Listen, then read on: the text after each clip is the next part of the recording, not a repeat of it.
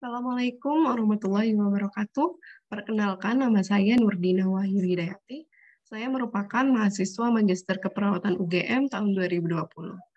Pada kesempatan kali ini, saya akan sedikit menjelaskan tentang hipnosis pada pasien kanker. Seperti yang kita tahu, hipnosis ini telah menjadi perhatian yang cukup banyak selama dekade terakhir ini. Hipnosis dapat mengacu pada penerapan hipnosis untuk menghilangkan gejala somatik dan juga gejala-gejala lainnya, khususnya pada pasien kanker. Pada kesempatan kali ini, saya akan berbicara banyak berfokus pada pasien kanker.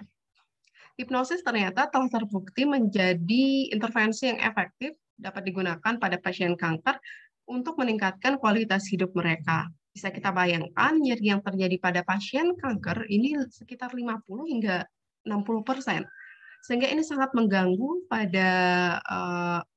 sekali bagi pasien kanker. Dengan adanya hipnosis, nyeri ini dapat diminimalisir dan juga terdapat beberapa hal lainnya yang dapat menjadi efektif berkat adanya hipnosis tersebut. Misalnya adanya meredakan mual dan muntah, kemudian mengurangi rasa nyeri tadi, kemudian mengatur kualitas tidur yang jauh lebih baik, kemudian mengatur tekanan emosi yang jauh lebih baik, dan lain sebagainya. Jadi hipnosis sangat berperan penting dalam memberikan kualitas hidup pasien pada kanker yang jauh lebih baik dari sebelumnya. Saya ingin sedikit bercerita pada saat saya praktek nurse di RSUD Temanggung, saat S1 profesi dulu, banyak sekali pasien kanker dan juga yang didiagnosa tumor pada bangsal bedah. Kemudian saya mencoba menelaah salah satu pasien. Pasien tersebut laki-laki berusia sekitar 40 tahun. Pasien merupakan seorang ayah, seorang suami yang mempunyai tanggung jawab dan beban terhadap pemberian nafkah bagi keluarga. Pada saat itu saya melihat pasien sangat murung, sedih, putus asa, dan juga pasien menyatakan bahwa ia tidak memiliki harapan hidup lagi.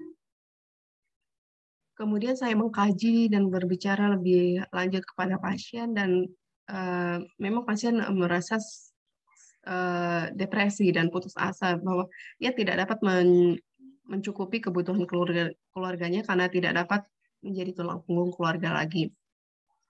Kemudian saya berinisiatif untuk memberikan guided imagery yang merupakan salah satu bagian dari hipnosis, dan selama proses guided imagery, pasien merasa menangis, kemudian seperti tergugah hatinya, dan setelah guided imagery selesai, pasien menyatakan bahwa ia merasa sangat lega, kemudian ia dapat mengungkapkan perasaannya, mengungkapkan apa yang ia rasakan, dan menjadi lebih menerima penyakit yang ia idap.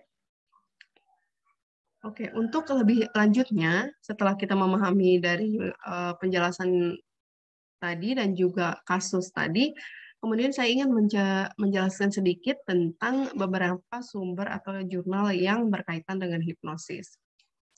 Berdasarkan penjelasan dari singkat dan dari implementasi hipnosis tadi, ada beberapa jurnal yang ingin saya jelaskan. Yang pertama, jurnal Valentine oleh Valentine et al. Tahun 2019 dengan judul The Efficacy of Hypnosis as a Treatment for Anxiety, a Meta-Analysis. Nah, pada penelitian ini merupakan penelitian meta-analisis yang mengukur keefektivitas hipnosis dalam mengobati kecemasan pada pasien kanker.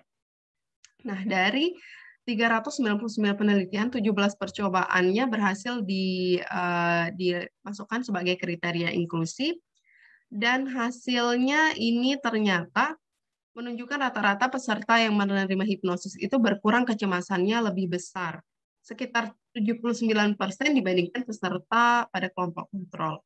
Kemudian saat follow up, ukuran rata-rata peserta yang diobati dengan hipnosis ini lebih banyak, sekitar 84% dari peserta yang kelompok kontrol. Jadi pada kesimpulannya di penelitian ini hipnosis ini lebih efektif dalam mengurangi kecemasan bila dikombinasikan pada intervensi psikologis lainnya. Jadi jika berdiri sendiri, maka hipnosis ini kurang efektif. Jadi harus dikombinasikan dengan intervensi psikologis lainnya.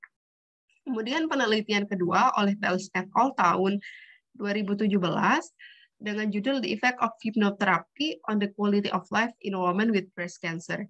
Jadi pada penelitian ini bertujuan untuk mengevaluasi efek hipnoterapi terhadap kualitas hidup pasien pada kanker payudara selama kemoterapi.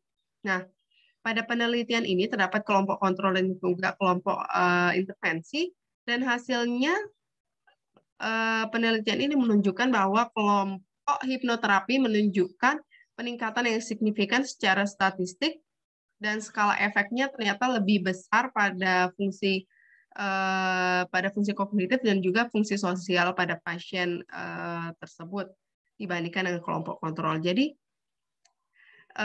hipnosis ini sangat bermanfaat dan juga efektif pada pasien tersebut. Namun, skala fungsi fisik, kemudian fungsi peran, kualitas hidup ini menunjukkan peningkatan dengan ukuran efek yang sedang dan juga tidak signifikan secara statistik. Kemudian penelitian ketiga dari Adrian et al. Tahun 2019 dengan judul The Characteristic and Changes of Psychological Immune Competence of Breast Cancer Patient Receiving Hypnosis, Music, or Spatial Attention. Jadi dalam penelitian ini tujuannya untuk memeriksa karakteristik dan perubahan psychological immune competence pada pasien kanker payudara yang menerima intervensi psikologis yang berbeda. Nah, hasil penelitiannya di penelitian ini ternyata pasien dengan psychological immune capacity ini tampaknya pada pasiennya ini meningkat selama kemoterapi dan masa follow up-nya, terlepas dari intervensi yang diterima tadi. Jadi hipnosis ini juga dinyatakan dalam penelitian ini memiliki peran yang lebih jauh dalam pemeliharaan dan juga pengembangan psychological imun selama perawatan kanker. Jadi berdasarkan 3 penelitian yang telah saya sebutkan tadi, ini bisa kita simpulkan bahwa hipnoterapi ini memang memberikan efek kepada pasien kanker. Namun dapat dikombinasikan dengan terapi lainnya dan juga dalam hal pengobatan secara medis berupa obat-obatan. Kemudian untuk peranan secara psikologis ini juga sudah ternyata efektif, namun juga perlu dikembangkan lebih jauh. Terima kasih atas perhatiannya. Kurang lebihnya mohon maaf, semoga bermanfaat. Wassalamualaikum warahmatullahi wabarakatuh.